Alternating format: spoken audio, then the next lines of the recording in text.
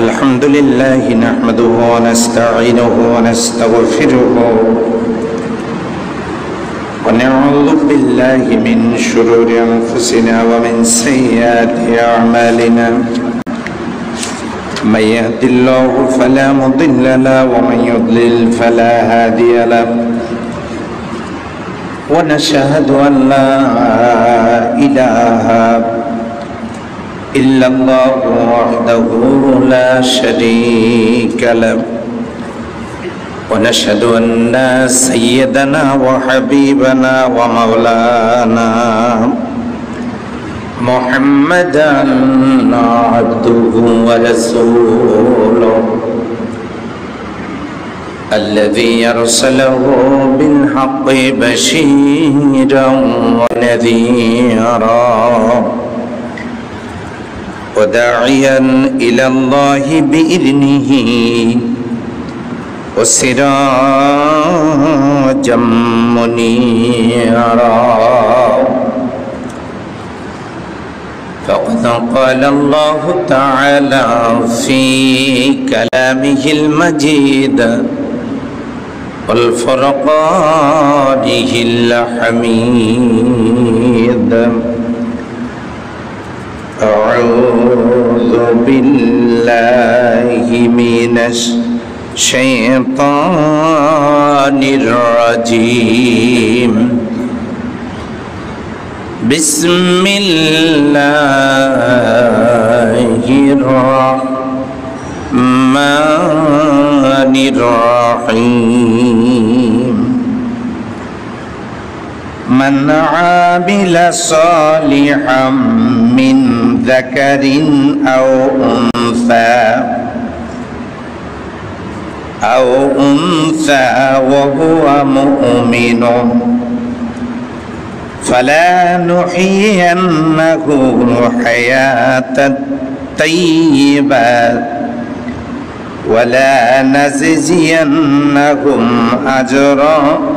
أجرهم بأحسن ما كانوا يعملون آمنت بالله. وقال تعالى في شان رسول الله صلى الله عليه وسلم إن الله وملائكته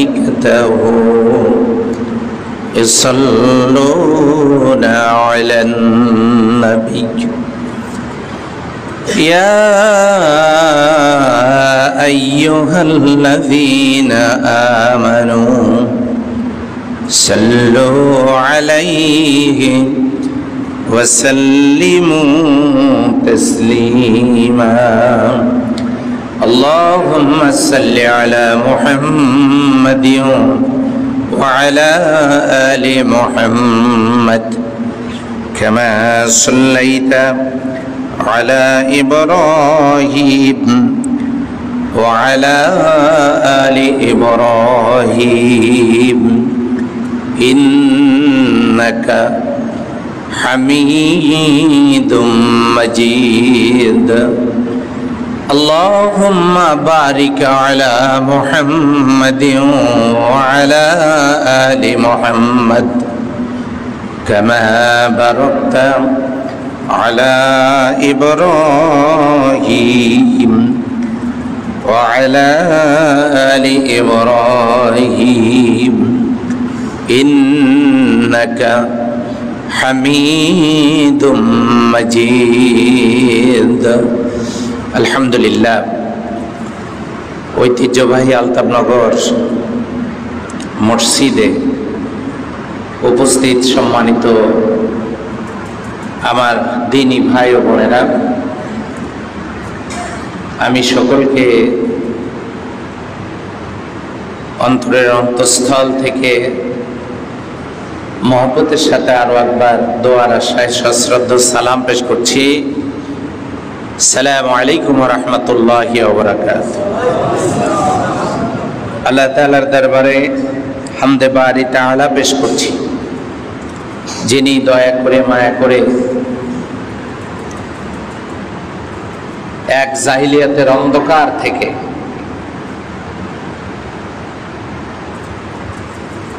যেমন আরব বিশ্বকে আল্লাহ তাআলা মুক্ত করেছেন, বর্তমানের এক নব্য জেহালাতের অন্ধকার থেকে আল্লাহ তাআলা আমাদেরকে একটি আলোকিত পথ পরিবেশ দান করেছেন, বলি আলহামদুলিল্লাহ। দরুদ ও তাসলিমাত পেশ করছি বিশ্বনবী মুহাম্মদুর রাসূলুল্লাহ সাল্লাল্লাহু আলাইহি ওয়াসাল্লামের রূহ মুবারাকে, যার আনিত আদর্শ আমাদের জীবন চলার পথ ও পাথেয়। সম্মানিত হাজিরিন, ধারাবাহিক আলোচনায় গত জুমায় সঙ্গত কারণেই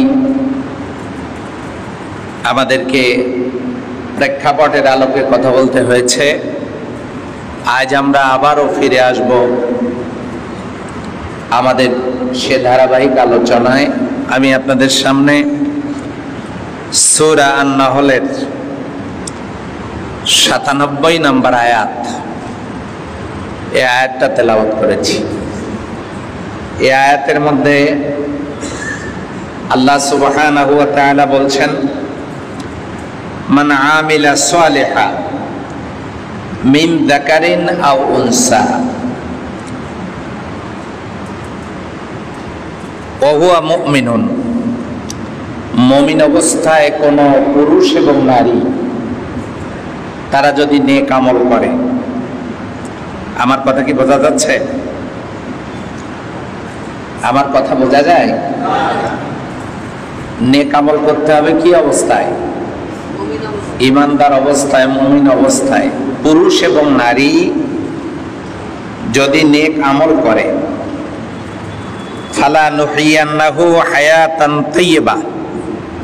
তাইয়্যিবাতান, আর আমি তাদেরকে পবিত্র জীবন দান করব। ওয়ালা নাজিজিয়ান্নাহুম আজরাহুম বিইহসানিন, এবং তারা যা করত তার চেয়ে আমি অবশ্যই তাদেরকে উত্তম প্রতিদান দিব। বিমা কানু ইয়ামালু, যে আমল তারা করত। এই ৯৭ নম্বর আয়াতে আল্লাহ সুবহানাহু ওয়া তাআলা যে কথাটি বললেন, এ কথাটি সহজ মনে হলেও আসলে কথাটির ওজন কিন্তু অনেক বেশি। আমাদেরকে যেন আল্লাহ সুবহানাহু ওয়া তাআলা এই ওজনওয়ালা কথাটি বুঝে সে অনুযায়ী আমাদের সকলকে আমল করার তৌফিক দান করেন, বলে আমিন। আলহামদুলিল্লাহ। আমরা শুনছিলাম কোন সূরা থেকে? কত নম্বর আয়াত? ৯৭ নম্বর আয়াত। আল্লাহ বলছেন, লক্ষ্য করুন, মান আমিলা, মান মানে যে, আমিলা আমল করে। আমল মানে বলেন তো কি? সবাই বলেন কি করে? আমল মানে কাজ। আমল মানে কি? যে ব্যক্তি কাজ করে। সালিহা কি কাজ? নেক কাজ। যে ব্যক্তি কাজ করে, কি কাজ করে? নেক কাজ। মিনাত যাকারি আও উনসা, ওই কাজ কর্নেওয়ালা ব্যক্তিদের মধ্যে যারা পুরুষ এবং যারা মহিলা। ওয়া হুয়া মুমিনুন, সে যদি কি হয়? মুমিন হয়। তাহলে কাজ করার আগে যে শর্তটা লাগানো হয়েছে সেটা কি?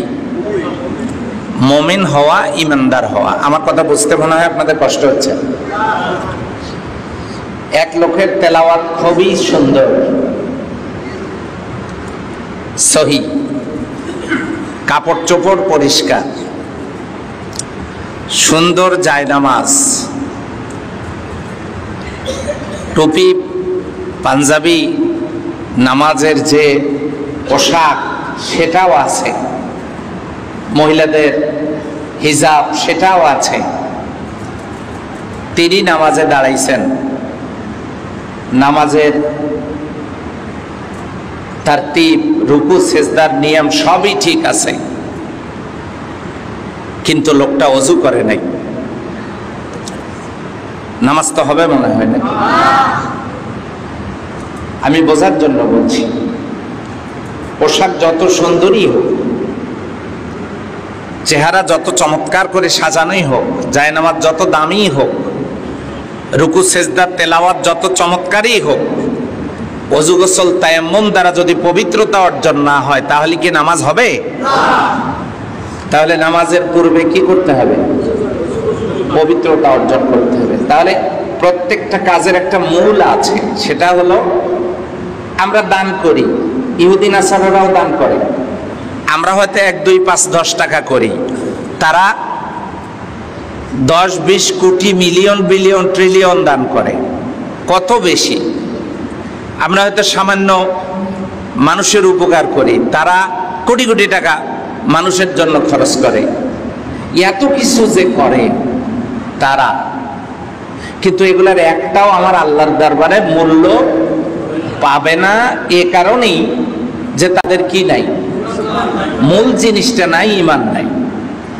তো তাহলে যে কোনো আমল কবুল হওয়ার জন্য শর্ত কি বলেন? এখন আমল কবুলের শর্ত যেমন ঈমান, সেই ঈমান ওয়ালা হতে বলেছেন আল্লাহ সুবহানাহু ওয়া তাআলা। তবে ঈমানের পথে চলতে গেলে বাধা আছে না নাই? বাধা বহু রকমের। একটা শয়তানি হামলা, সে বাধা।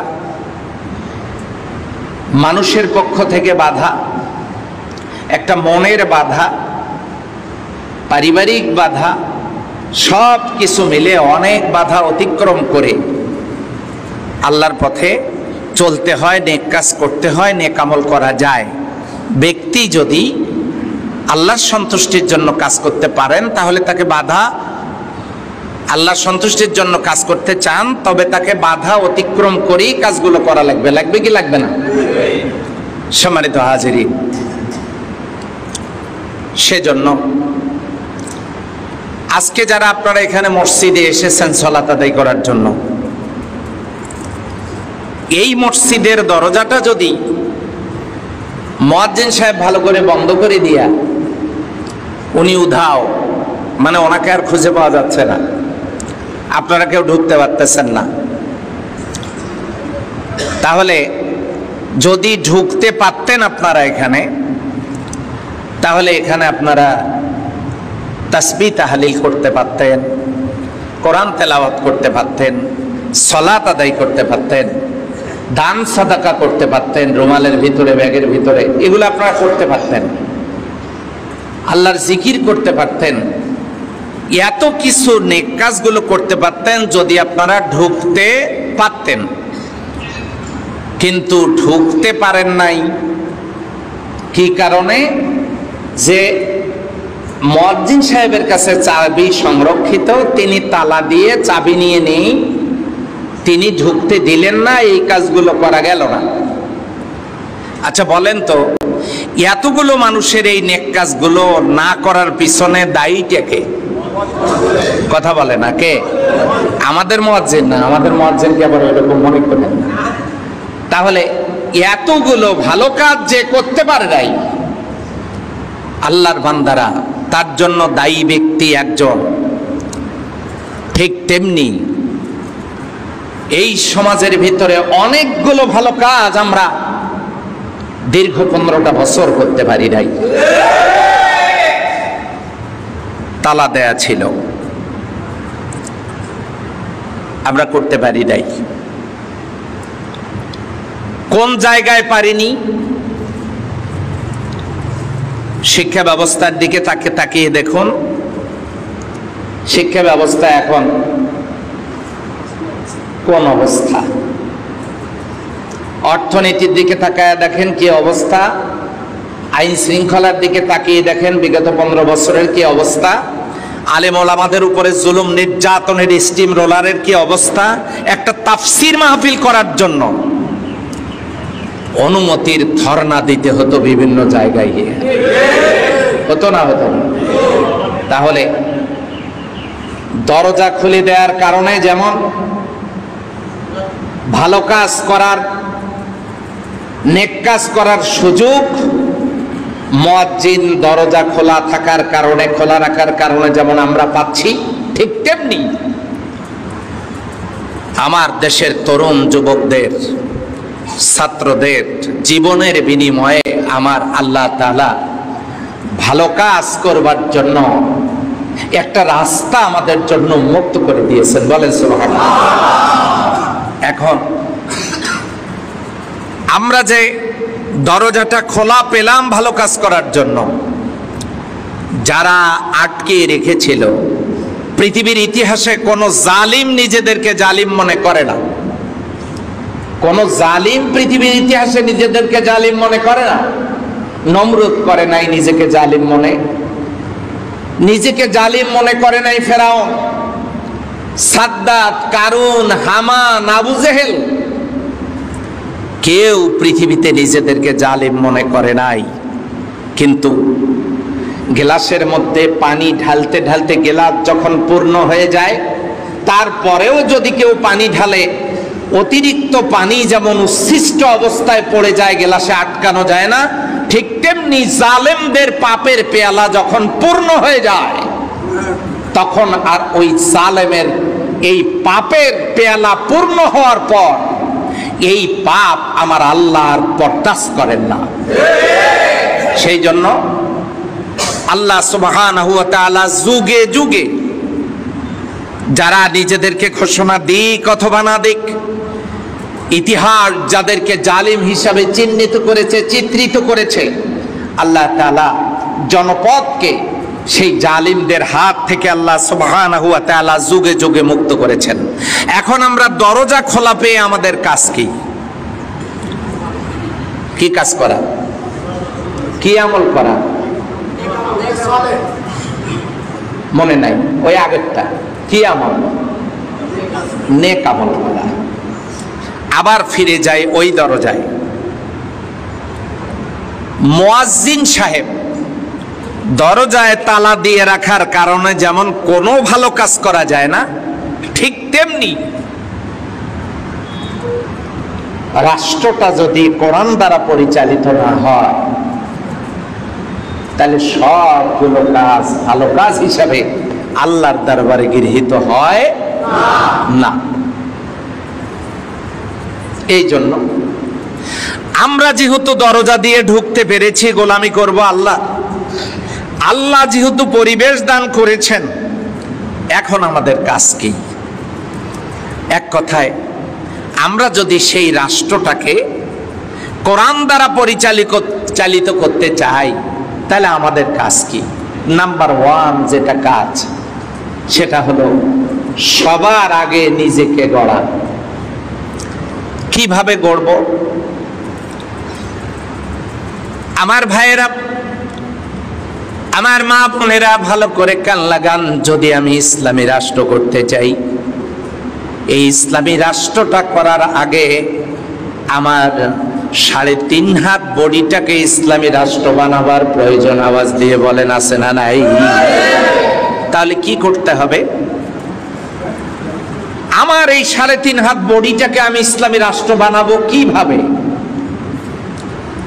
আমি যদি আমার মাথাটাকে প্রেসিডেন্ট বানাই, আমি যদি আমার হৃদয়টাকে প্রধানমন্ত্রী বানাই, আমি যদি আমার হাত দুটোকে স্বরাষ্ট্রমন্ত্রী বানাই, আমি যদি আমার চোখ দুটাকে তথ্যমন্ত্রী বানাই, আমি যদি আমার চোখ দুটাকে পররাষ্ট্রমন্ত্রী বানাই, কান দুটাকে তথ্যমন্ত্রী বানাই, আমি যদি আমার পা দুটাকে যোগাযোগ মন্ত্রী বানায়া নিজের বডিটা যদি শাসন করি এভাবে, আমার হাত নামক স্বরাষ্ট্রমন্ত্রী, তার কর্ম, আমার হাত দিয়া আমি কি অন্যের ক্ষতি করব নাকি? আমার হাত দিয়া অন্যের জমির আল ঠেলা, আমার হাত দিয়ে কোনো পাপের কাজ করা, আমার হাত দিয়ে কোনো অন্যায় করা থেকে যদি আমার হাতকে আমি বিরত রাখতে পারি, আমার হাত যদি আল্লাহর হুকুম মতো তার ডিউটি সে করে যায়, আমার মাধ্যমে করে যায়, আমার আল্লাহ খুশি হয়ে এই হাতের কারণে লোকটাকে আল্লাহ জান্নাত দিয়ে দিবে। এরপরে আসুন, আমি আমার চোখ দুটো নিয়ে ভাবি, এই চোখকে যদি আমি পররাষ্ট্রমন্ত্রী বানাই, তার মানে হলো আমি যেদিকে তাকাই, যা কিছু দেখি, আমার দেখা যদি ন্যায় হয়, আমি যদি অন্যায় কিছু না দেখি, আমার চোখ যদি আল্লাহর গোলামি করতে পারে, তাহলে এই চোখের কারণে আমার বডিটা ইসলামী রাষ্ট্র হয়ে যায়।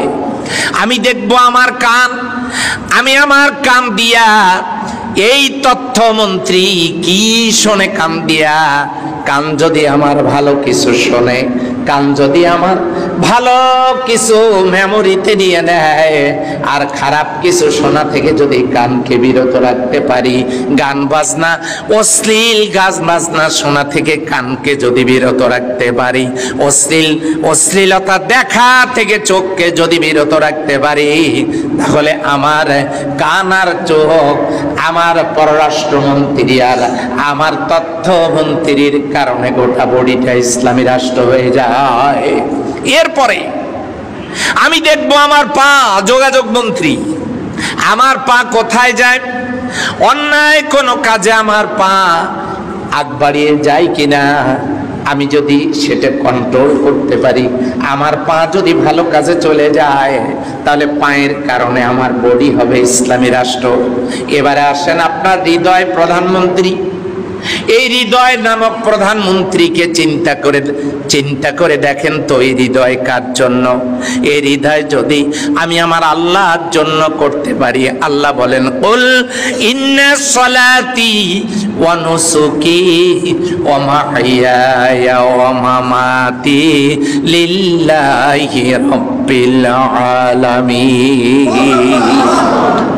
আমার নামাজ, আমার কোরবানি, আমার হায়াত, আমার মৌত সব কার জন্য? ইন্নী ওয়াজহাতু ওয়াজহিয়া লিল্লাযী ফাতারাস সামাওয়াতি ওয়াল আরদা হানিফা ওয়া মা আনা মিনাল মুশরিকিন। আমি যদি সব দিক থেকে আমার হৃদয়, আমার মন, আমার মননে বুননে যদি গোলামি থাকে আল্লাহর, তাহলে আমার বডিটা ইসলামী রাষ্ট্র হয়ে যায়। এরপরে আসুন, আমি আমার মাথা, প্রেসিডেন্ট নামক মাথা, এই মাথা নিয়ে চিন্তা করি, আমার মাথা কার কাছে অবনত হয়? আমার মাথা কি আল্লাহর গোলামি ছাড়া শয়তানের গোলামি করে?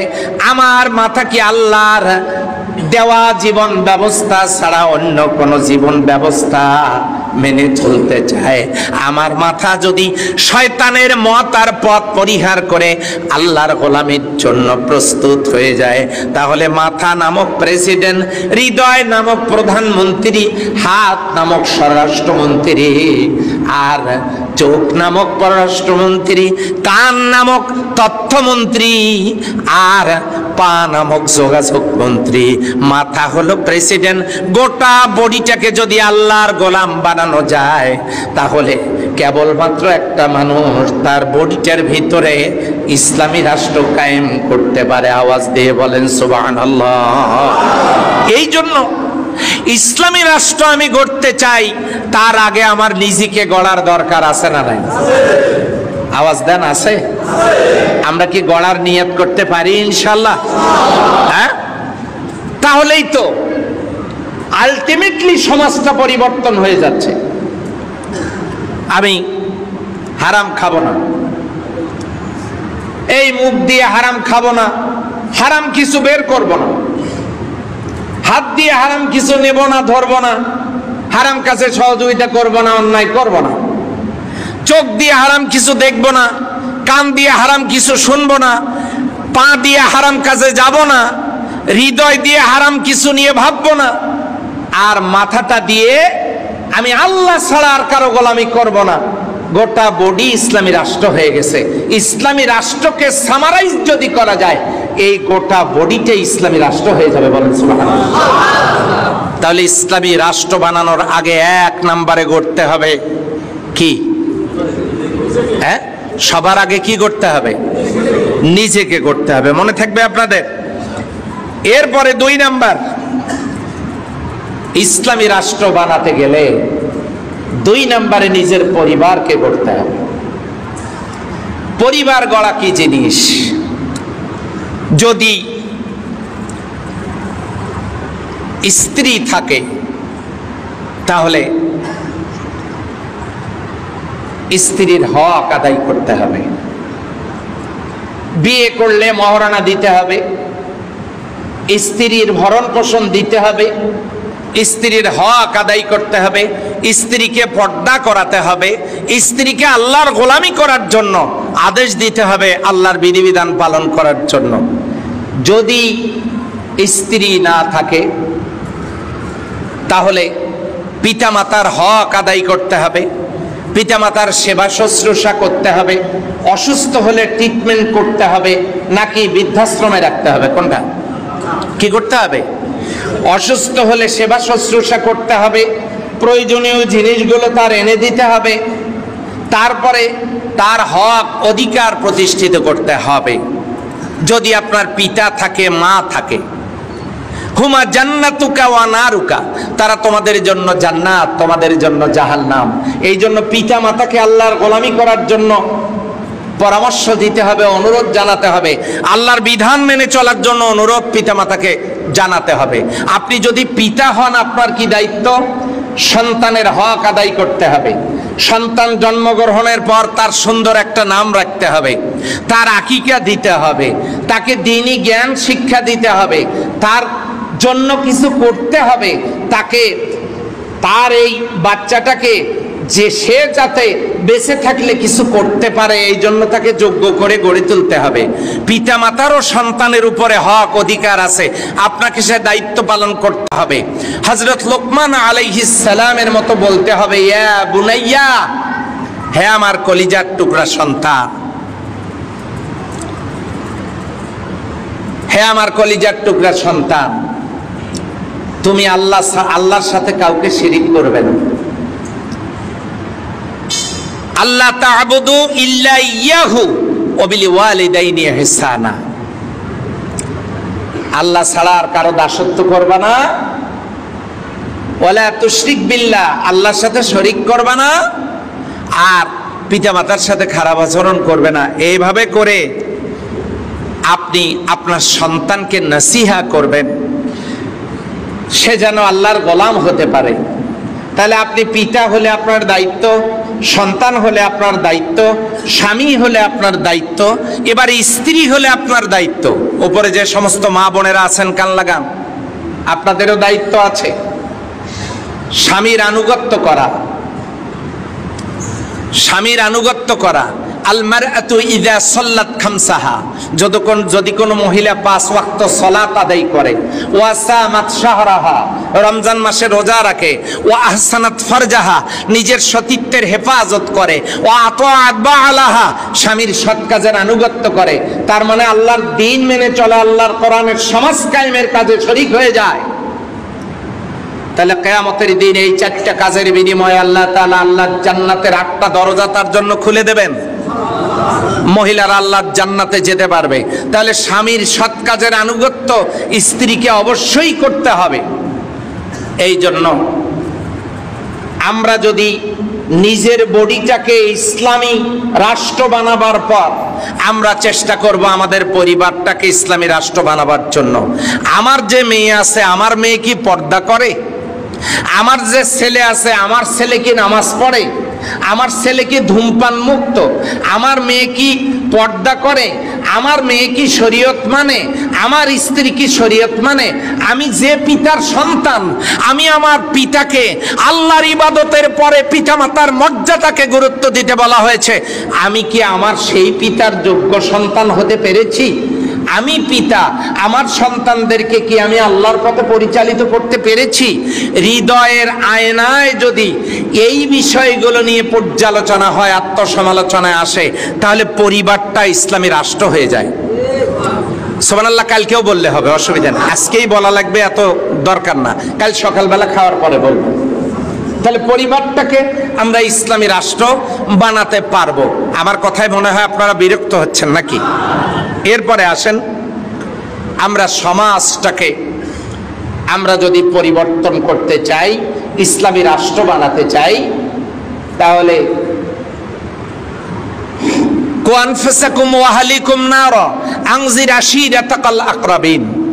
তুমি নিজে বাঁচো, তোমার পরিবার পরিজনকে জাহান্নামের আগুন থেকে বাঁচাও, এবং তোমার নিকটতম প্রতিবেশীকে তুমি জাহান্নামের আগুন থেকে বাঁচাও।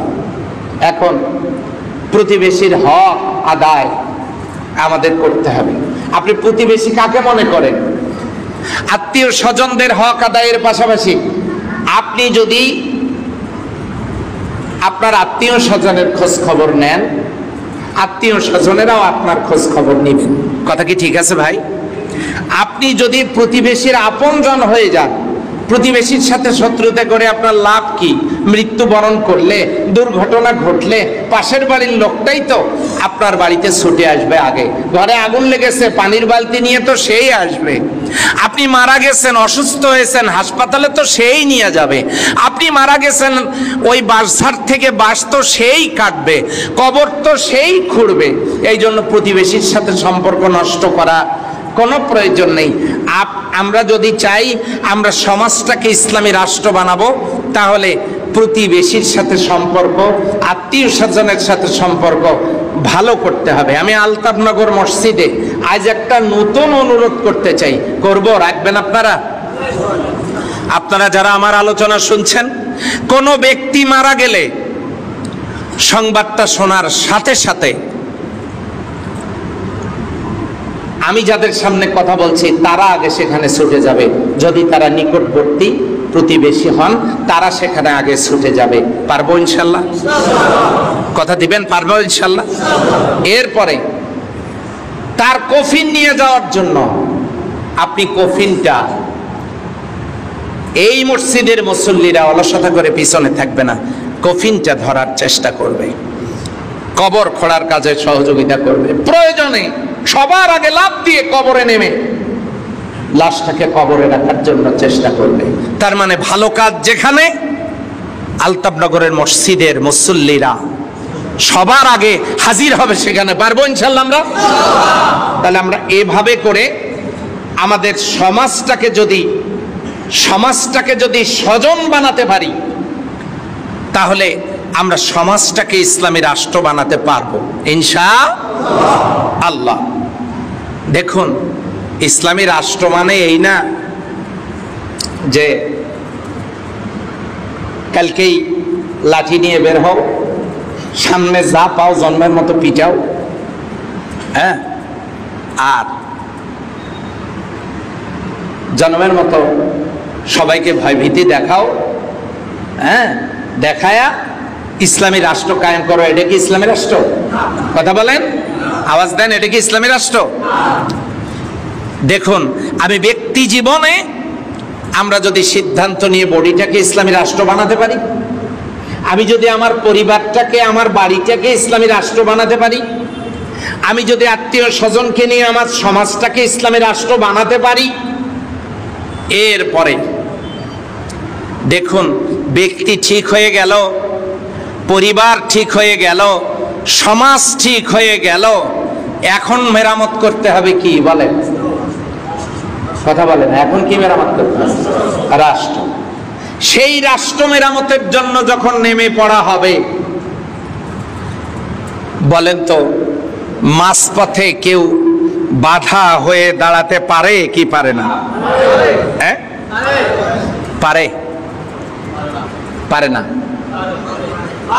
একজন বলছে পারে না। ব্যক্তি ঠিক, পরিবার ঠিক, সমাজ ঠিক হইল, এখন রাষ্ট্র মেরামতের কাজ করতে হবে। কেন? রাষ্ট্রের বিভিন্ন জায়গায় কিছু কিছু হুতুম পেশা বসে আছে, এগুলোকে সরাতে হবে। আপনারা মনে হয় সরাবেন না, আওয়াজ শুনেই বুঝতেছি। এমনি সরবে নাকি? সরাতে হবে না? হবে না? একটু পিছনে ফিরে যাই। মক্কার কাফেরারা নবীজি গিয়ে বললেন, আপনার যদি নারীর প্রতি আসক্তি থাকে, আমরা সুন্দরী নারী সাপ্লাই দেব আপনার কাছে। আপনার যদি অসুখ থাকে, আমরা ডাক্তার ম্যানেজ করে চিকিৎসা করব। আপনার যদি টাকা পয়সা ধন সম্পত্তির দরকার থাকে, আমরা আপনাকে সেরা ধনী মানুষ বানায় দেব। এরপরে আপনার যদি প্রেসিডেন্ট হওয়ার ইচ্ছা থাকে, আমরা আপনাকে রাষ্ট্রপতি বানাবো। এখন আমাদের অনুরোধ হলো দুইটা। এক, আপনি ওই এক আল্লাহর ইবাদত বন্দেগী করেন, এটা একাই একাই করেন, কাউকে মানে এটা বলার দরকার নাই। তাওহীদের দাওয়াতটা আপনি কাউকে দিবেন না। আর আপনি এই আমাদের দেবদেবীগুলোর বিরুদ্ধে আপনি বলবেন না। দুটো অনুরোধ। আর আপনার সুবিধাজনক প্রস্তাব হলো চারটা। একটা, রাষ্ট্র ক্ষমতা দেব, টাকা দেব, অসুখ হলে চিকিৎসা করব, আর নারীর দরকার হলে সেটাও সাপ্লাই দেব। নাউজুবিল্লাহ বলবেন না? বাস। এই চারটা লোভ কিন্তু মারাত্মক লোভ। টাকা পয়সা, অর্থবিত্ত, গাড়ি বাড়ি, এই লোভ দুনিয়াতে কার আছে না নাই? হ্যাঁ, ওই যে একজনের বাড়ি থেকে 4 বস্তা টাকা বের হয়েছে, সুবহানাল্লাহ বলেন। কার লোভ নাই? এ প্রস্তাব এসেছে সম্পদ দেওয়ার লোভ। নারীর লোভ কার নাই? সেই সুন্দরী নারীদের লোভ দেখানো হয়েছে, রাষ্ট্র ক্ষমতার লোভ দেখানো হয়েছে, সুস্থতার লোভ দেখানো হয়েছে। চারটা যা দরকার সব লোভ দেখানো হয়েছে। রাষ্ট্র ক্ষমতা পাওয়ার লোভ দেখানোর পরেও তিনি কেন এই প্রস্তাব গ্রহণ করেন নাই? কেন গ্রহণ করেন নাই? তার কারণ হলো, তিনি যদি তখন রাষ্ট্রপ্রধান হন, তাহলে প্রধানমন্ত্রী হবে আবু জেহেল, শিক্ষামন্ত্রী হবে ওয়ালিদ ইবনে মুগীরা, স্বরাষ্ট্রমন্ত্রী হবে আবু লাহাব, যোগাযোগ মন্ত্রী হবে উতবা সাহেবারা। তার মানে প্রেসিডেন্ট হবেন মুহাম্মদ সাল্লাল্লাহু আলাইহি সাল্লাম, আর মন্ত্রী পরিষদ হবে কাফের বেঈমানেরা। রাষ্ট্র ইসলামী রাষ্ট্র হবে তো? আসতে বলেন, হবে তো? উনি যদি তখন প্রেসিডেন্ট হন, অকাম কুকাম করবে তারা। পরবর্তীতে আল্লাহর নবী যখন আবার পুনরায় প্রেসিডেন্ট হবেন, তখন লোকেরা ওই কথা শোনার পরে বলবে যে আমরা তো দেখছি আপনি প্রেসিডেন্ট ছিলেন না, দেখছি তো কত অকাম হয়েছে, কত দুর্নীতি হয়েছে। বিশ্বনবী তাদের রাষ্ট্র ক্ষমতার প্রস্তাব প্রত্যাখ্যান করে প্রত্যেকটা জায়গা থেকে সব যোগ্য সোনার মানুষ বসায় হুতুম পেশাদেরকে সরায় দিয়েছেন। কথা বলা ঠিক কিনা? এমন যোগ্য মানুষ যখন তিনি তৈরি করেছেন, তখন তিনি বলেছেন, কুল জাল হাক্ক ওয়া জাহাকাল বাতিল ইন্নাল বাতিলা কানা যাহুকা। সত্য এসে গেছে, মিথ্যা অপসৃত, সত্যের জয় অবশ্যম্ভাবী। তিনি সত্যের বিজয় অর্জন করেছেন লোক তৈরি করার মধ্য দিয়ে। সম্মানিত হাজিরিন, সেই কথাটা আল্লাহ কোরআনুল কারীমের ভিতরে বলতেছেন। এই সমাজটা, এই দেশটা আল্লাহর বিধান দ্বারা পরিচালিত হোক, এটা কি আমরা চাই? কারা কারা চাই একটু আল্লাহকে দেখান তো। সত্যি কি এটা মনের কথা? থামেন। সত্যিই কি এটা মনের কথা? যদি মনের কথা হয়, আল্লাহ রাব্বুল আলামিন দেশটাকে, রাষ্ট্রটাকে ইসলামী রাষ্ট্র যদি কেউ বানাতে চায়, আল্লাহ রাব্বুল আলামিন সূরা হজের 41 নম্বর আয়াতে জানায় দিয়েছেন, আল্লাযীনা ইম্মাক্কান্নাহুম ফিল আরদ আকামুস সালাত ওয়া আতাউস যাকাত আমারু বিল মা'রুফ ওয়ান নাহাউ আনিল মুনকার। আল্লাহু আকবার। আল্লাহ যদি কাউকে রাষ্ট্র ক্ষমতা দেন, তখন পার্লামেন্টের প্রথম অধিবেশনেই যদি কোরআনওয়ালারা রাষ্ট্র ক্ষমতায় যায়, পার্লামেন্টের অধিবেশনেই প্রথম দিনেই 4টে বিল পাস হবে। কয়টা বিল পাস হবে? 1 নম্বরের বিল পাস হবে, আল্লাযীনা ইম্মাক্কান্নাহুম ফিল আরদ আকামুস সালাত। 1 নম্বরের বিল পাস হবে, নামাজ কায়েম হবে। আচ্ছা, নামাজ কায়েম কি? রাষ্ট্রপতি তার ভাষণে, জাতির উদ্দেশ্যে ভাষণে বলবেন, সন্ধ্যা 7টার সময় ভাষণ দিতে বলবেন, প্রিয় দেশবাসী, নামাজকে রাষ্ট্রীয়ভাবে বাধ্যতামূলক করা হলো। আগামীকাল সকাল থেকে সেনাবাহিনী মাঠে থাকবে। নামাজ যাদের উপরে ফরজ, অমুসলিমদের জন্য না, তারা খুব শান্তভাবে সহি সালামতে বসবাস করতে পারবে, কোনো অসুবিধা নাই। তারা তাদের ধর্মীয় অনুষ্ঠান পালন করতে পারবে, কোনো অসুবিধা নাই। কিন্তু নামাজ যাদের উপরে ফরজ, মুসলিমরা, তাদের জন্য নামাজ বাধ্যতামূলক করা হলো, পুরুষ নারী। ফজর থেকে যদি আজানের পর কাউকে মসজিদে পাওয়া না যায়, সে বাহিনী মাঠে থাকবে। তাৎক্ষণিকভাবে ম্যাজিস্ট্রেসি দ্বারা, আইন শৃঙ্খলা বাহিনী দ্বারা, মোবাইল কোর্টের মাধ্যমে তার শাস্তির ব্যবস্থা করা হবে। এই ঘোষণা যদি আসে, মাগরিবের সময় ঘোষণা হয়েছে 7টার সময়। আচ্ছা বলেন, মুয়াজ্জিনকে কি আর আজান দিয়ে মসজিদে ডাকার দরকার আছে? হ্যাঁ, রাত 2:30-3টার দিকে মুয়াজ্জিনকেই ডাকবে, যার কত ঘুমাবেন দেখেন তো টাইম হইল কিনা। তখন কি আর বক্সা মাথায় নিয়ে সিলেটে গিয়ে নামাজের দাওয়াত দেওয়ার দরকার আছে? বাড়িঘর ছেড়ে ওই যে বিরাট গাট্টুরি মাথায় নিয়ে নামাজের দাওয়াত দেওয়ার জন্য চট্টগ্রাম গেছে, নোয়াখালীতে গেছে, সিলেটে গেছে। ওখানে শুধু একটা ঘোষণা, জাতির জন্য নামাজ বাধ্যতামূলক কাল ফজর থেকে। বেনামাজি লোক খুঁজে পাওয়া যাবে? কোন বেনামাজি লোক জাতির সামনে এসে দাঁড়ানোর সুযোগ পাবে না। আমাদের সমাজে পোশাক কায়েম আছে, এই জন্য সবাই পরে।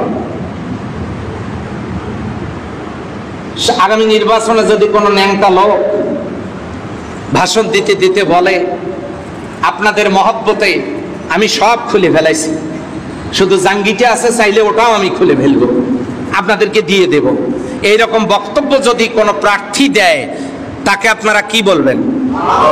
হ্যাঁ, তাহলে পোশাক কায়েম আছে জন্য সবাই পোশাক পরে।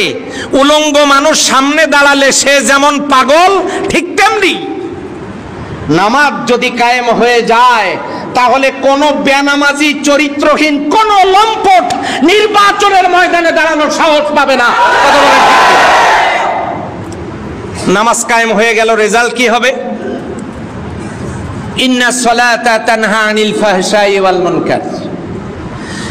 এই নামাজ যদি কায়েম হয়ে যায়, তাহলে যত অশ্লীল কাজ আছে, সমস্ত অশ্লীল কাজগুলো বন্ধ হয়ে যাবে। বলেন সুবহানাল্লাহ। 2 নম্বরে বিল পাস হবে যাকাতের, ওয়া আতাউস যাকাত।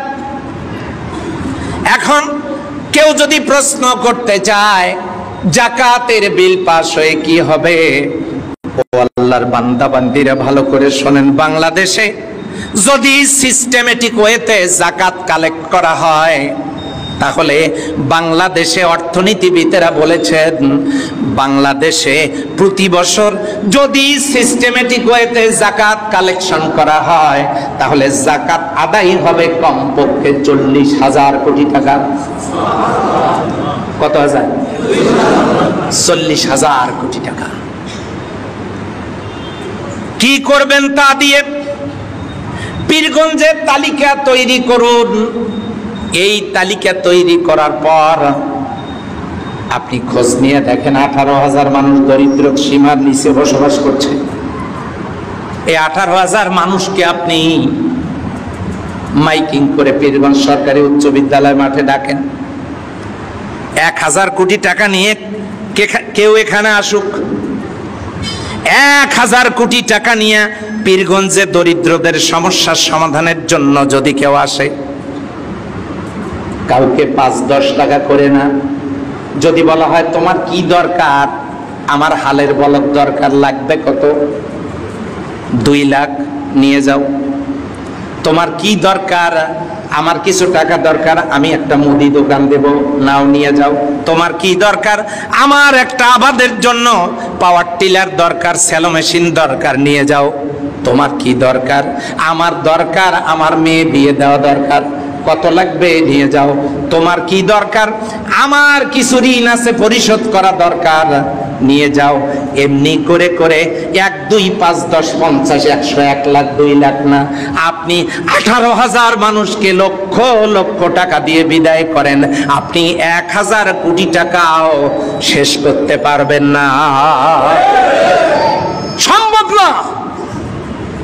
অর্থনীতিবিদেরা বলেছে যদি রাষ্ট্রটা ইসলামী রাষ্ট্র হয় আর যদি পার্লামেন্টে দ্বিতীয় বিলটা পাস হয়, ওয়াতাবুজ যাকাত, বড় লোকদের কাছ থেকে যাকাত নিয়ে যদি গরিবদের মাঝে সিস্টেমেটিক ওয়েতে বন্টন করা হয়, মাত্র 3 বছর পরে সারা দেশে মাইকিং করেও একজন লোক খুঁজে পাওয়া যাবে না যাকাতের টাকা খাওয়ার মতো।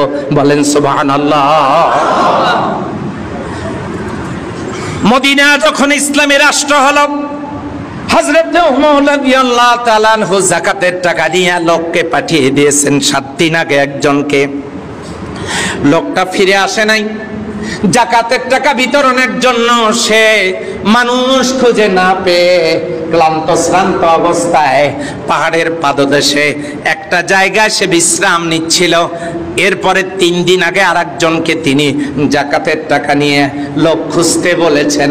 খুঁজতে খুঁজতে কাউকে না পেয়ে পথের ধারে বিশ্রামরত অবস্থায় লোকটাকে পড়ে থাকতে দেখে এই 3 দিনের লোকটা, আমিরুল মুমিনিনের পাঠানো এই লোকটা ওই শুয়ে থাকা মানুষটাকে, নবীর সাহাবীকে ডাক দিয়ে বলেন, ও আল্লাহর বান্দা, আর পথের ধারে শুয়ে থাকার দরকার নাই, আমার কাছে যাকাতের টাকা নিয়ে এই বোঝা নিয়ে 3 দিন পর্যন্ত রাস্তায় রাস্তায় ঘুরি, কাউকে পেলাম না।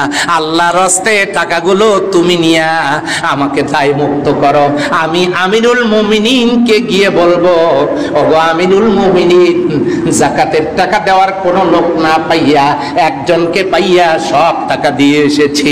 নবীর সাহাবী তখন জবান খুলে বলে, ও আল্লাহর বান্দা, তুমি যে বোঝা বহন করছো, একই বোঝা 7 দিন থেকে বহন করছি, কোন লোক খুঁজে পাই নাই। জাহিলি যুগেও যদি এমন একটা অর্থনৈতিক অবস্থা সৃষ্টি হতে পারে, তাহলে বাংলাদেশে কোরআনের সমাজ চালু হলে দরিদ্রদের ভাগ্য পরিবর্তন হওয়া সম্ভব না? অসম্ভব। কিন্তু চোরের আতা হতে দেয় না। এক একজন হাজার হাজার মিলিয়ন বিলিয়ন ট্রিলিয়ন টাকার মালিক, অর্থের মালিক, হাজার হাজার কোটি টাকা আত্মসাৎ করেছে, কিন্তু জাতিকে ইসলাম বুঝতে দেয় না, জাতিকে কোরআন শুনতে দেয় না। আল্লাহর বান্দারা যদি কোরআন শুনতে পেত, সকল লোক ঐক্যবদ্ধভাবে আল্লাহর জমিনে আল্লাহর দ্বীন কায়েম করত। কথা বলেন ঠিক কিনা? এই জন্য সেই কথা জাতিকে শুনতে দেয় না। লা তাসমাউ লিহাযাল কোরআন, খবরদার মানুষ যেন কোরআন শুনতে না পায়, এই জন্য তাফসীর মাহফিলগুলো বন্ধ করে দাও। পার্লামেন্টের অধিবেশনে নামাজ পড়তে গিয়া যুবকেরা বলবে, আমরা যদি নামাজ নিয়ে ব্যস্ত থাকি তাহলে কলকারখানা, অফিস আদালতে লোকজনের শ্রমের সময় কমে আসবে, উৎপাদন ঘাটতি হবে, আমাদের অর্থনৈতিক সমস্যার সৃষ্টি হবে।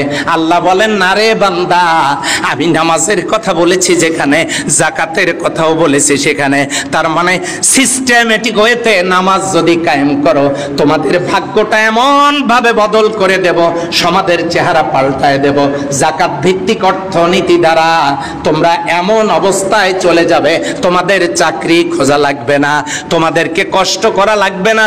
শুধু তাই না, আল্লাহ রব্বুল আলামিন জানায় দিলেন সূরা আরাফের ৯৬ নম্বর আয়াতে, ওয়ালাউ আন্না আহলাল কুরা আমানু ওয়াত্তাকাও লাফাতাহনা আলাইহিম বারাকাতিম মিনাস সামাই ওয়াল আরদ। জাতির লোকেরা যদি ঈমান আনার পর আমার বিধানগুলো পালনের মধ্য দিয়ে আমাকে ভয় করার নীতি অবলম্বন করে, আমি আল্লাহ তাদের জন্য আকাশ আর জমিনের বরকতের সবগুলো দরজা খুলে দেব। গত পরশুদিন আমার আল্লাহ তাআলা আরেকটা গ্যাসের খনির সন্ধান দিয়েছেন।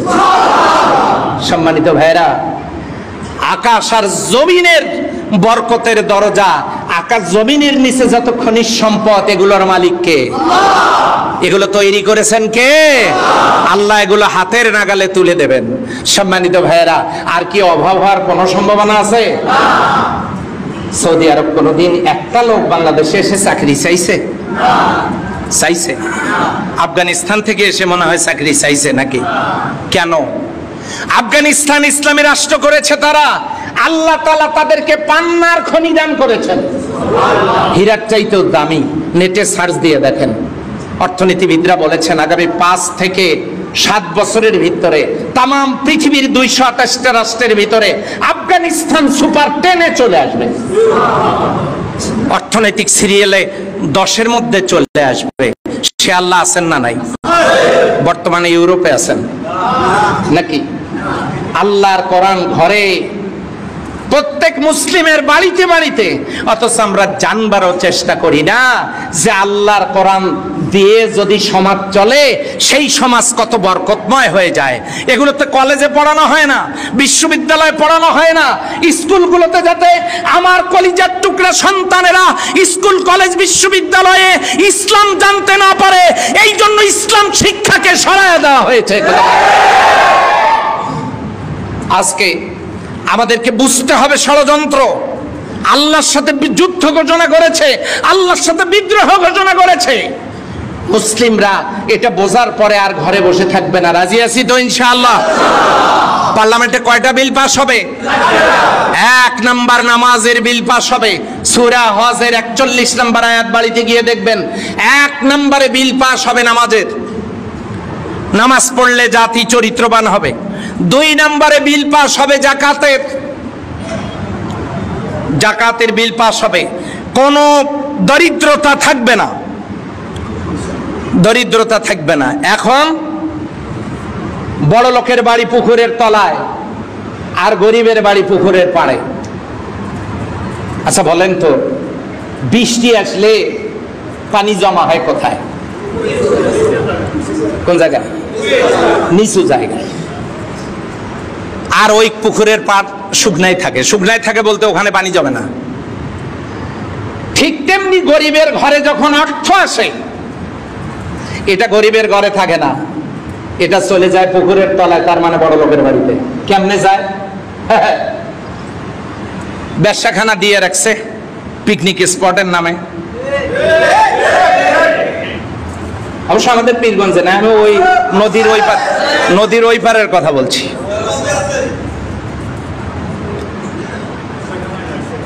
আমরা তো আবার মাঝে মাঝে ব্যবসাখানার দোকানদারদেরও সঙ্গী হয়ে যাই। বড় লোক যিনি, তিনি সুদের উপর টাকা লাগায় বসে আছেন পুকুরের তলায়। অর্থ কি আপনার বাড়িতে থাকবে না? ওখানে জমা হবে। হ্যাঁ, বড় লোকের বাড়ি হলো পুকুরের তলায়, গরিবের বাড়ি পুকুরের পাড়ে। গরিবের ঘরে যখন অর্থ জমা হয়, সিনেমা হল দিয়ে, এটা দিয়ে, সেটা দিয়ে, ব্যবসাখানা খুলে সুদের ওপর টাকা লাগায় গরিবদেরকে শোষণ করে বড় লোকেরা বড় লোক হয়ে যাচ্ছে, সমাজে অর্থনৈতিক শান্তি, স্থিতিশীলতা, নিরাপত্তা নাই। এই জন্য দ্বিতীয় নম্বরে যদি জাকাতের বিল পাস হয়ে যায়, মাত্র 3 বছরের ভিতরে অর্থনৈতিক চেহারা পাল্টে যাবে, দেশটা সুখী সমৃদ্ধশালী রাষ্ট্রে পরিণত হয়ে যাবে। বলেন সুবহানাল্লাহ। আপনারা কি চান জাকাতের বিল পাস হোক? সবাই চায় না? আচ্ছা, 3 নাম্বার, আমারু বিল মারুফ, সৎ কাজের দরজাগুলো মুক্ত হয়ে যাবে। মানুষ যা করবে তাতেই শুধু সওয়াব পাবে।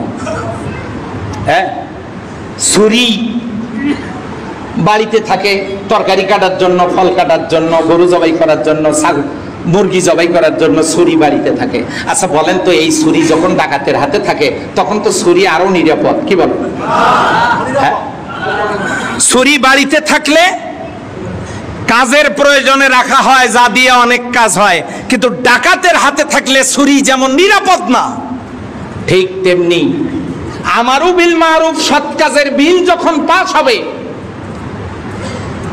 বাংলাদেশের সমস্ত টেলিভিশন চ্যানেলগুলোর রিমোট থাকবে সরকারের হাতে।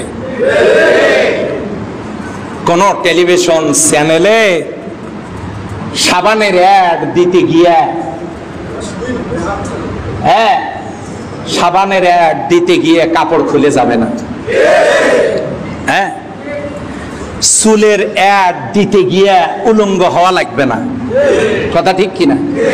এইরকম প্রচার মাধ্যমগুলো, রেডিও, টেলিভিশন, পত্রিকা, ডিসেন্টিনা, সমস্ত আবিষ্কারগুলো, বিজ্ঞানের আবিষ্কারগুলো আল্লাহ প্রদত্ত শ্রেষ্ঠ একটা নিয়ামত যদি ভালো কাজে লাগানো হয়। তার মানে কাল আবার ফতোয়া দিয়েন না যে হুজুর টেলিভিশনকে আপনি আল্লাহর নিয়ামত বললেন, এ কেমন হয়ে গেল? সম্মানিত ভাইয়েরা, এই যে ক্যামেরা আমার সামনে, যে এতগুলো ক্যামেরা, আচ্ছা বলেন তো, এটা দিয়ে বক্তব্য রেকর্ড করা যাচ্ছে, অশ্লীল গানও রেকর্ড করা যাবে না? যাবে না? দোষ তো মনে হয় ক্যামেরা, নাকি যে চালায় তা? হ্যাঁ, ওই টেলিভিশনকেও ফরজ গোসল, সুন্নত গোসল, ওয়াজিব গোসল, মুস্তাহাব গোসল দিয়ে পবিত্র করে এই টেলিভিশনকেও আল্লাহর নিয়ামতে ভরপুর করা যাবে যদি পরিচালকরা ভালো হয়। কথা বলে ঠিক না? সব জায়গায় শুধু ভালো কাজ, ভালো কাজ, সওয়াব, সওয়াব, সওয়াব, সওয়াব, সওয়াব আর সওয়াবে পরিণত হবে, সওয়াবে পরিণত হয়ে যাবে। কারণ স্বামী মার্কেটে বেরিয়েছে, গুরুত্বপূর্ণ কাজে বেরিয়েছে, স্ত্রী এবং শালীকে নিয়ে, এক পাশে স্ত্রী আর এক পাশে শালী, মহব্বতের কারণে দুইজনের হাত ধরে গল্প করতে করতে যাচ্ছে। সুবহানাল্লাহ বলবেন মনে হয়? আচ্ছা বলেন তো, স্বামী হাত ধরতে পারবে কার? আচ্ছা, শালী যদি ম্যাচুয়ার্ড হয়, যুবতী হয়, তাহলে ভগ্নিপতি তার শরীরে স্পর্শ করতে পারবে না, শরীয়ত তাকে পারমিট করেনি। এই স্বামী স্ত্রীর হাত যতক্ষণ ধরে থাকবে তার আমল নামায় শুধু সওয়াবই লেখা হবে। এটা যেমন স্ত্রীর সাথে বৈধ পন্থায়, হালাল উপায়ে আপনি যাই করেন, এতে যেমন সওয়াব আছে, আল্লাহর সমস্ত নিয়ামতগুলো বৈধ হালাল পন্থায় আপনি যেভাবেই কাজে লাগান, প্রত্যেকটাতেই আপনার আমার সওয়াব পাওয়ার সম্ভাবনা আছে। বলেন সুবহানাল্লাহ। এখন তো মনে হয় নফল রোজার সওয়াব হয় নাকি? এখন যেভাবে চলছে রেডিও, টেলিভিশন, তাতে মনে হয় এলে চালালে নফল রোজার সওয়াব পাওয়া যায় নাকি? তাহলে আমারু বিল মারুফ, সৎ কাজের সমস্ত দরজাগুলো খোলা হয়ে যাবে, শুধু সৎ কাজ আর সৎ কাজ। আপনি বিল্ডিং এ উঠবেন, ওখানে লেখা থাকবে দোয়া, আপনি পড়তে পড়তে উঠবেন, নিচে নামবেন, দোয়া লেখা থাকবে। তারপরে আপনার অফিস, আদালত, ব্যবসা বাণিজ্য, চাকরি, গাড়ি, বাড়ি, সব জায়গায় শুধু সওয়াব, সওয়াব, সওয়াব, সওয়াব আর সওয়াবের সওয়াব অর্জনের সুযোগ থাকবে। আমারু বিল মারুফ। 4 নম্বরে বিল পাস হবে ওয়া নাহা আনিল মুনকার। আগেরটা হলো সৎ কাজের দরজাগুলো মুক্ত করে দেওয়া হবে, আর সর্বশেষ বিল পাস হবে, অন্নাহা আনিল মুনকার, সমস্ত অসৎ কাজের দরজাগুলো বন্ধ করা হবে। ফ্যান্সি ডিল থাকবে না, মদ থাকবে না, ইয়াবা থাকবে না, ডিজু থাকবে না, আটাপাটি থাকবে না, চরিত্র নষ্ট হওয়ার মতো কোনো উপকরণ থাকবে না। তার মানে চরিত্র খারাপ হতে পারে। ছেলেরা মনে করছে যে তাহলে আমাদের বিনোদন বলতে তো কিচ্ছু থাকলো না। আরে বিনোদন বলতে কিছু থাকলো না মানে সমস্ত যুবক আর যুবতীদের বিয়ে তাড়াতাড়ি হবে। ওরা খুশি হয় নাই, এই জন্য আওয়াজ পাইলাম না। বিনোদনের ইসলামিক সংস্কৃতি তো ও যুবকেরা তোমরা দেখো নাই, ইসলামী সংস্কৃতি কি এবং কেন। দোয়া করো, যুবকদেরকে বলছি দোয়া করো। এমন ইসলামিক সংস্কৃতি, এমন নাটক, এমন সিনেমা, এমন ফিল্ম তৈরি করা আছে, আল্লাহ যদি পরিবেশ দান করে ওগুলো দেখলেও সওয়াব হবে, সওয়াব হবে, সওয়াব হবে, কোনো সন্দেহ নেই। তৈরি করা আছে, কিন্তু জাতির সামনে এটা দেখানোর পরিবেশই নাই। আচ্ছা, আপনারা মসজিদে জুমার খুতবায় বক্তব্য শুনতেছেন, সওয়াব হচ্ছে না গুনাহ হচ্ছে? যদি এমন কোন সিনেমা তৈরি হয়, এমন কোন নাটক নাটিকা তৈরি হয়, এমন ফিল্ম যদি তৈরি হয় যা দেখলে সওয়াব হবে, বিশ্বাস করেন আমার কাছে এমনও ফিল্ম আমার দেখার সুযোগ হয়েছে, আমাদের বাংলাদেশে নির্মিত এমনও ফিল্ম তৈরি করেছে আমাদের ইসলামিক সাংস্কৃতিক অঙ্গ। আমি দেখেছি কোন সিনেমার হলে যদি এই ফিল্ম 1 বছরও চলে, এটা চেঞ্জ করার কথা কেউ বলবে না। সম্মানিত ভাই, আপনারা কি কোনোদিন আন্দোলন করেছেন যে আজকে সূরা ফাতিহা দিয়ে নামাজ পড়ানো যাবে না, আয়াতুল লাজি দিয়ে শুরু করেন? সূরা ফাতিহা প্রত্যেকদিন শুনতে শুনতে ভালো লাগে না, এটাকে বলছেন নাকি আপনারা? তাহলে আপনাকে যেমন সূরা ফাতিহা ভালো লাগে, কোরআন ও হাদিসের আলোকে ইসলামিক সংস্কৃতি যারা জানে না তারা অপব্যাখ্যা করে, যারা জানে না তারা ফতোয়া দেয়, যারা জানে না তারা গুমরাহির মধ্যে আছে থাকতে পারে।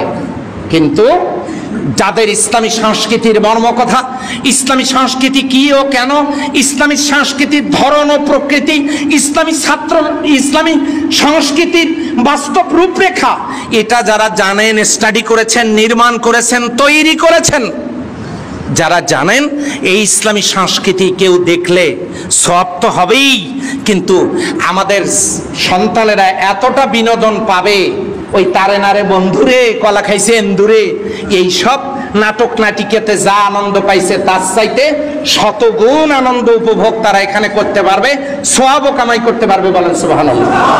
কয়টা বিল পাস হবে বলেন দেখি? 1 নাম্বার কি, 2 নাম্বার, 3 নাম্বার সৎ কাজের দরজা উন্মুক্ত হবে, 4 নাম্বার অসৎ কাজের দরজা বন্ধ হবে। বলেন তো দেশের চেহারা ভালো হবে না খারাপ হবে? আস্তে কন। আচ্ছা, এমন একটা রাষ্ট্র গঠিত হোক, এটা কি আমরা চাই? এই রাষ্ট্র গঠন করার জন্য কিভাবে করবেন?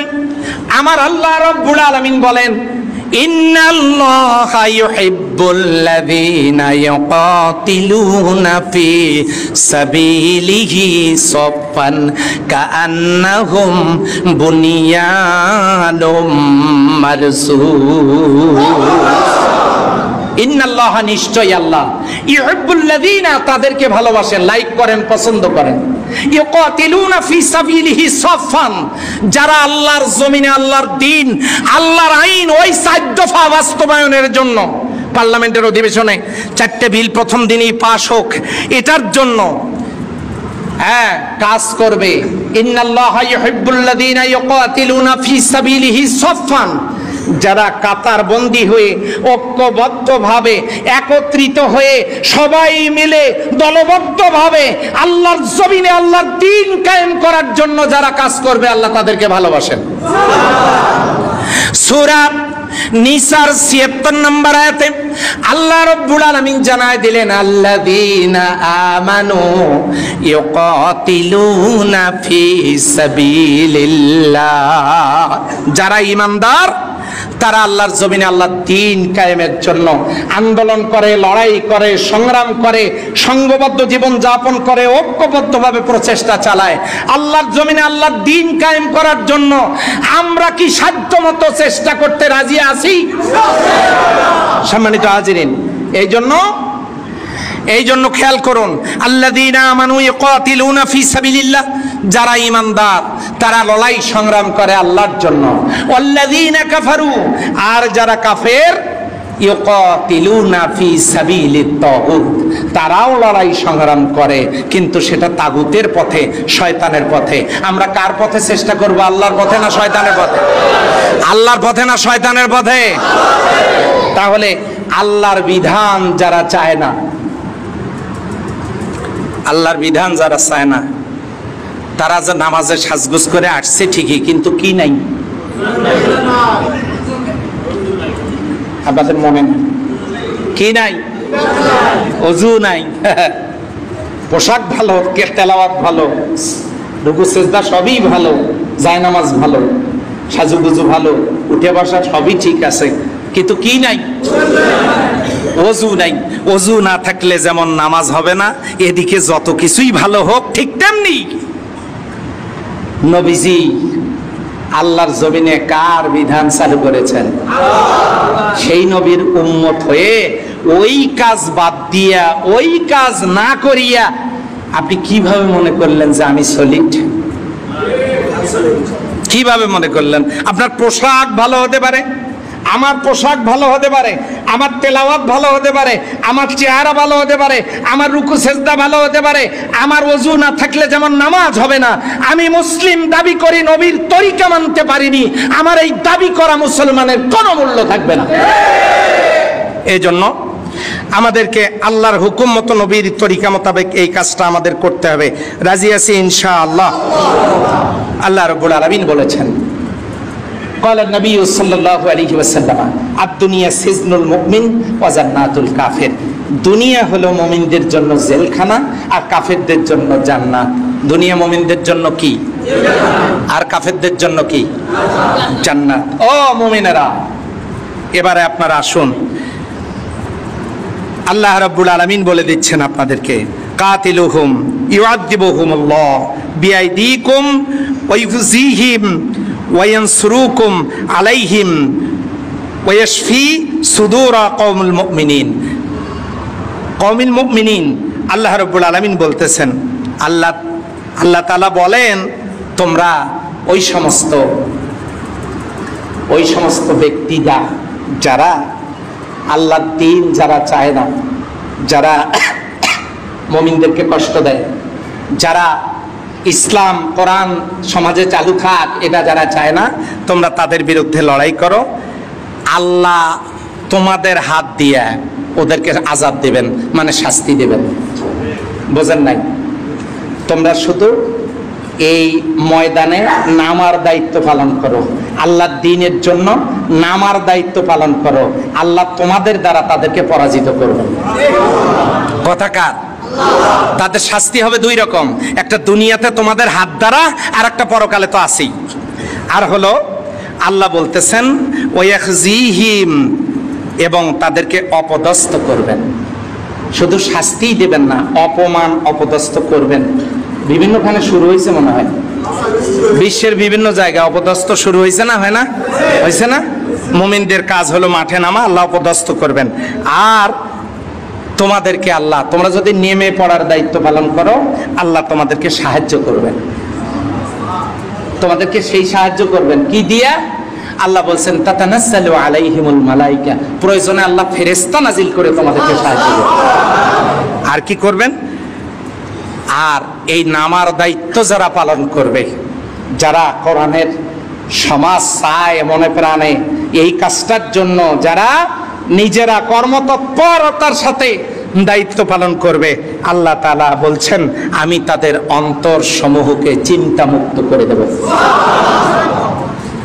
কার ওয়াদা? আল্লাহ সুবহানাহু ওয়া তাআলা এই ওয়াদা করেছেন আমাদের জন্য। এটা সূরা তাওবার 14 নম্বর আয়াত, বাড়িতে গিয়ে দেখবেন।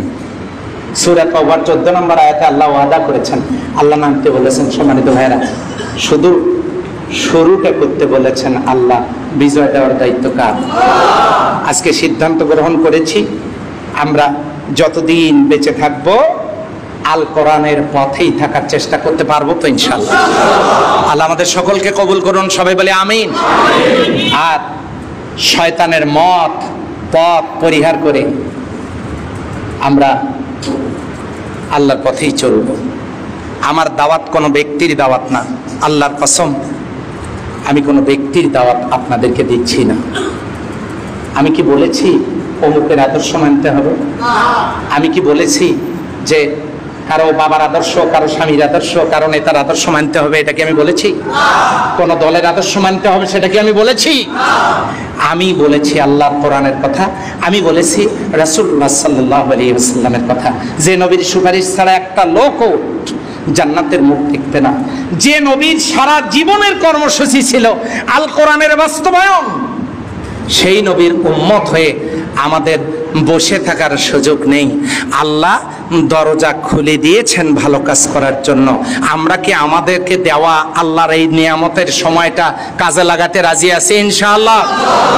তাহলে সবার আগে আসুন আমি আমার নিজকে ঠিক করি, আমি আমার বডিটাকে ইসলামী রাষ্ট্র বানাই, আমি আমার বাড়িটাকে ইসলামী রাষ্ট্র বানাই, আমি আমার পরিবার এবং আমার প্রতিবেশী আত্মীয় স্বজন নিয়ে সমাজটাকে ইসলামী রাষ্ট্র বানাই। আর সবাই মিলে ঐক্যবদ্ধভাবে রাষ্ট্রের বিভিন্ন চেয়ারে বসে থাকা হুতুম পেশাদেরকে সরায়া সৎ, যোগ্য, আল্লাহ ভীরু, শিক্ষিত, তাকওয়া, মুত্তাকি, পরহেজগার ব্যক্তিকে ওই জায়গায় যোগ্য মানুষকে বসায় দিয়া যাদের নেতৃত্বে সমাজটাকে আলোকিত সমাজে পরিণত করবার জন্য চেষ্টা করি। পরিশেষে আপনাদের কাছে দোয়া চাই, অন্তর্বর্তীকালীন সরকার দেশ পরিচালনার দায়িত্ব পাওয়ার পরে তাদের জন্য আমরা দোয়া করি আল্লাহ তাআলা সুন্দরভাবে জন অধিকার প্রতিষ্ঠা করে জনগণের ব্যাপারে ন্যায় সঙ্গত উপায়ে দেশের কল্যাণে তাদেরকে কাজ করার তৌফিক আল্লাহ দান করুন, সবাই বলে আমিন। বুদ্ধিভিত্তিক প্রজ্ঞার সাথে চিন্তা করে এই দেশের উন্নয়ন, অগ্রগতি, সমৃদ্ধির জন্য তারা যেন কাজ করতে পারে আমি অত্যন্ত দুঃখের সাথে জানাচ্ছি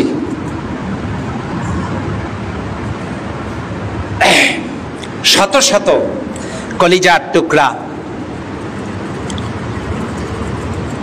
সন্তানেরা তাদের দাবি আদায়ের জন্য বুকের তপ্ত রক্ত জমিনে ঢেলে দিয়ে শাহাদাত বরণ করেছেন। আল্লাহ যেন তাদেরকে জান্নাতের মেহমান হিসেবে কবুল করে নেন। হাজার হাজার ছাত্র, সাধারণ মানুষ পঙ্গু হয়ে, অন্ধ হয়ে ৩৩৮ জন তারা চক্ষু হাসপাতালে বর্তমানে ভর্তি আছেন। একটা হাসপাতালে, সারা দেশে অনেক হাসপাতালে যারা কেউ সারা জীবনের জন্য অন্ধ হয়ে গেছে। গত জুমায় খুতবা দিয়ে আমার এক ভাগনাকে খুঁজে পাওয়া যাচ্ছিল না 11 দিন থেকে। আমরা মনে করেছিলাম যে সে মনে হয় গণকবরে তার ঠিকানা হয়েছে, কিন্তু গত 2 দিন আগে আমরা আমার ভাগনার সন্ধান পেয়েছি। তার দুটো পা, একটা পা, একটা আঙ্গুল, বৃদ্ধাঙ্গুলিটা বিচ্ছিন্ন এবং পায়ের উপরে এমন জোরে কোপ মেরেছে, সামান্য একটা অংশ, পায়ের একটা অংশ শুধু আটকে আছে। তারপরে আবার ওই দুটো পাতে গুলি করে ঝাঁঝরা করে দেওয়া হয়েছে। তো আমি এই ছবিটা দেখলাম, সে বিভৎস। আপনারা দেখলে আপনাদের অনেক কষ্ট হবে, চোখের পানি ধরে রাখতে পারবেন না। এই হলো অবস্থা। এমনি করে অনেকেই যারা এই নির্মমতার শিকার, আমাদের এই কলিজার টুকরা সন্তানগুলোকে আল্লাহ তাআলা সুস্থতার নিয়ামত দান করুন। আল্লাহ তাআলা প্রতিটি পরিবারকে সাবরুন জামিল, ধৈর্য ধারণের তৌফিক দান করুক বলে আমিন। সম্মানিত ভাইরা, আসুন আমরা সকলে মিলে দেশটাকে গড়ি, নিজেকে গড়ি, একটি সুখী সমৃদ্ধশালী দেশের জন্য আমরা কাজ করি, যেখানে আমরা দল মত নির্বিশেষে অধিকার স্বাধিকার প্রতিষ্ঠিত হবে, যেখানে আমরা হাতে হাত কাঁধে কাঁধ মিলে বসবাস করতে পারবো, যেখানে মুসলিমরা আল্লাহর ইবাদত করতে পারবে, অমুসলিমরা তাদের উপাসনা তারা করতে পারবে, যেখানে জানমাল ইজ্জত আবরুর নিরাপত্তা সূচিত হবে। আর এমন একটি কল্যাণ রাষ্ট্র যদি প্রতিষ্ঠিত হোক, এটা আমরা চাই। সেই কল্যাণ রাষ্ট্র প্রতিষ্ঠিত হতে পারে কেবলমাত্র শুধুমাত্র একমাত্র আওয়াজ দিয়ে, বলেন কি দিয়া? সেই কোরআনের পথে সকলকে উদাত্ত আহ্বান জানিয়ে আজকের মতো শেষ করছি। সুবহানাকাল্লাহুম্মা ওয়া বিহামদিকা আশহাদু আল্লা ইলাহা ইল্লা আনতা আস্তাগফিরুকা ওয়া আতুবু ইলাইক। ওয়াসসালামু আলাইকুম ওয়া রাহমাতুল্লাহ।